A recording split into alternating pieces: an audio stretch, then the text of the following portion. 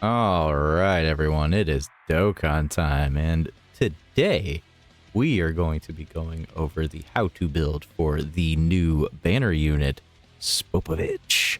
Now, honestly, I didn't really expect to get a Spopovich. Honestly, I thought this guy was going to be trapped to being just a common SRR freaking unit, and he would never touch the light of day of an actual unit. Well, I was wrong. They actually made him a unit. And he's not terrible, actually. He's not too bad. He's actually pretty decent. He has his good uses. And I think you might be surprised if you actually get a chance to use him. So, but before we really dive into the video, I just wanted to say, if you're new here, my name is Saiyan. I make Dokkan battle videos. And by Dokkan battle videos, I mean hidden potential videos about how to utilize the unit in the best possible way that you can, showing its skills, etc., etc. But I also do make Dragon Ball based videos, and I hope to make more in the future. So, if that sounds all good to you, and you enjoy the video, please do hit the like and subscribe button, and let's just kind of get into it. So, if you're used to my channel, then you know that we usually go through breakdowns of the unit, defense numbers, roll tips, build suggestions, etc. I will tell you right off right now, this unit does not have roll tips. Unfortunately, I do not feel like this unit needs a roll tip because it only has basically 1 or 2 placements in the game where you will actually utilize it. But it'll definitely still be useful in specific areas. I just don't think that a roll tip is going to matter too much for this unit. So, with that being said, let's just kind of move on to the breakdown. 200% wise, you do technically have a couple options here at the time of recording. But honestly, the only option is going to be Tao's team, in my personal opinion. It's the only 200, 220 option that I feel the unit can be properly supported and utilized on the team. Basically, he'll end up being a floater on this team, so a slot 3 unit more than likely. Slot 2 or 1ing this unit, other than being in like the battle heroines versus a PHY unit, there's not going to be really much of a purpose to actually keeping this guy on rotation. You'll actually be utilizing him for a specific part of his passive, which we're about to get into. Now, his leader skill is Corroded Body and Maya Majin Buu Saga Ki plus 3 HP attack and defense 130. He raises attack and defense for 1 turn and lowers enemies' attack and defense by 20%. Now, he gets Ki plus 2 attack and defense of 200%. When there's another extreme class ally attacking in the same turn, Ki plus 2, defense plus 50%, and damage reduction rate of 40%. Now, when attacking, attack and defense at 200%, and for every attack performed, an additional attack plus 100% within the turn. Now, before receiving an 8 attacks in battle, defense plus 200%, and damage reduction rate of 40. So what this means is before he gets hit 8 times, he has 80% damage reduction. Pretty decent. Does not mean that he's able to go into slot 1, though, I will say that. Now, after receiving 8 or more attacks, he actually gains an additional attack plus 200%, and he still keeps that defense at 200%. He actually gains a critical hit chance of 40%, and then he foresees enemy super attack within the attacking turn.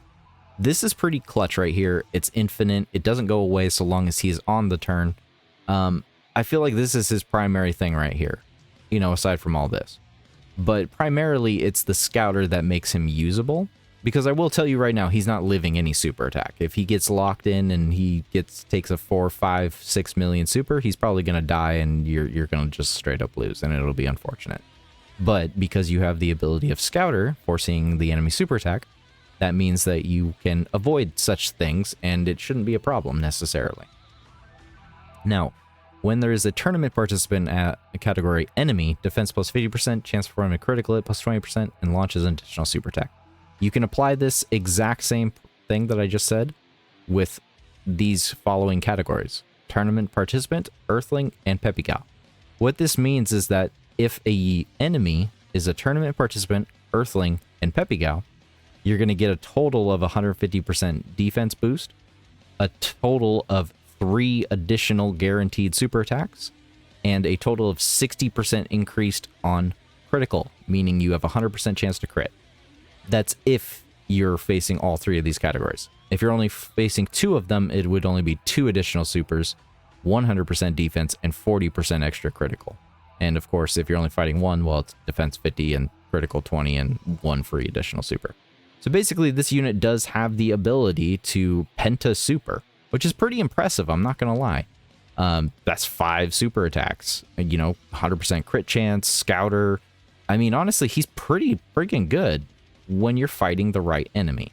I think you'll fight a combination of tournament participants with Earthlings and Peppy Gals. I think it's very possible you can fight a combination of them, but maybe not all 3 at once. Tournament participant will be pretty likely, so for the people that want to try and use him in other areas of the game, tournament participant fights is probably the easiest placement to throw him into. So that'll be pretty nice. The Dragon Ball Saga Red Zone would probably be a good place to try and utilize this unit. Now, Link skills are basically non-existent. I really can't express that enough. Like, this is part of the reason why I refused to make a roll tips, because this guy has no links. Virtually no units have brutal beatdown. Did anyone even realize evil autocrats even existed? It's literally just Spopovich and his other dude, and it's just Babidi minions. It's literally, this is it. There's literally only 2 UR based units in the game that have this. It's disgusting. This shouldn't even be a link. It really shouldn't. You know, I mean, you'll get a couple demonic power and tough as nails, but tough as nails, I mean, it's probably just almost not going to happen. The extra defense, you know, damage reduction would be nice. But overall, you're probably never going to be utilizing these link skills. He's surprisingly on more than 3 categories, of course. You know, being like corroded body and mind and so forth. And a lot of these categories, he just doesn't have a placement on. It's not that you can't put him on some of these teams. It's just that he doesn't have a placement. Almost all of these are 170 teams for him too. So, and with no actual link partners, I mean, when your 3rd best link partner is an SR unit, you probably are not actually a good unit. Like, I mean, he is a good unit, but he's not. Like, this is pretty pathetic here. Like, I don't know what the devs were thinking, because this isn't okay. Like, this just isn't okay. There's no link partners here. There's no link partners here. So this is part of the reason why I didn't suggest the roll tips, because he doesn't have one.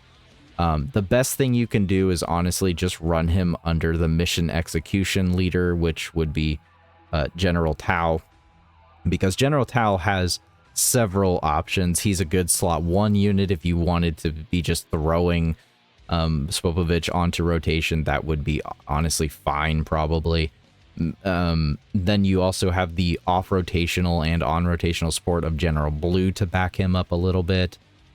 So, I mean, there is loads of support on General Tao's team that is available, and that's part of the reason why I suggest that to be the only option of leader for him, at least at the time of recording. Obviously, you can still throw him onto teams and utilize him specifically for the categories that he's going to do well against, like Peppy Gal, Earthling, and tournament participants. You know, you can do your best. Please do tell me the team combinations, because honestly, right now, I cannot see them. I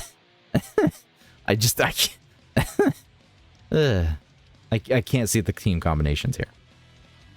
But anyways, so with that being said, let's just kind of go take a look at some defense numbers here. So these defense complements are complements to Halvard.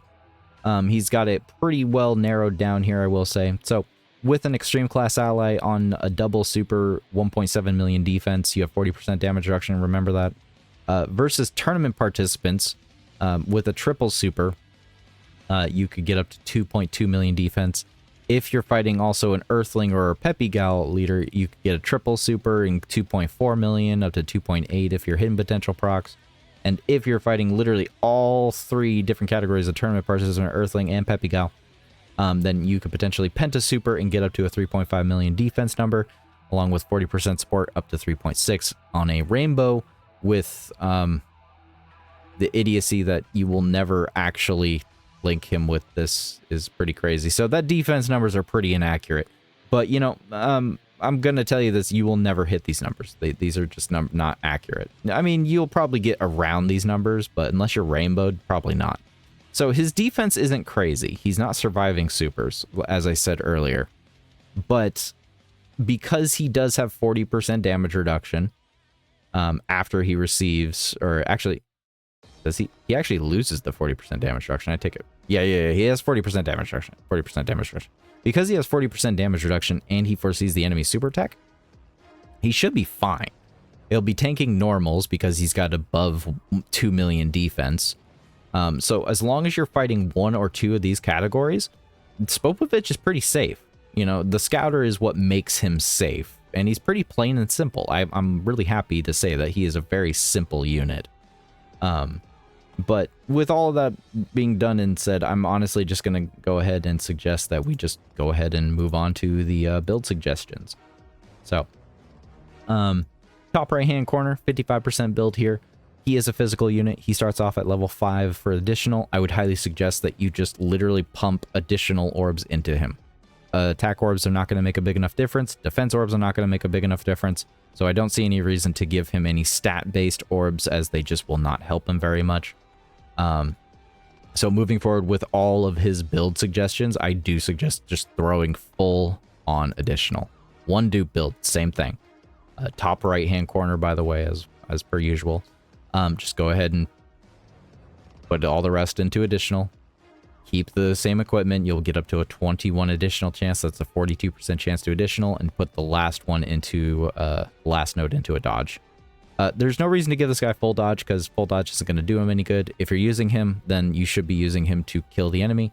I will say you could arguably just throw crit in with that kind of argument I just spit out.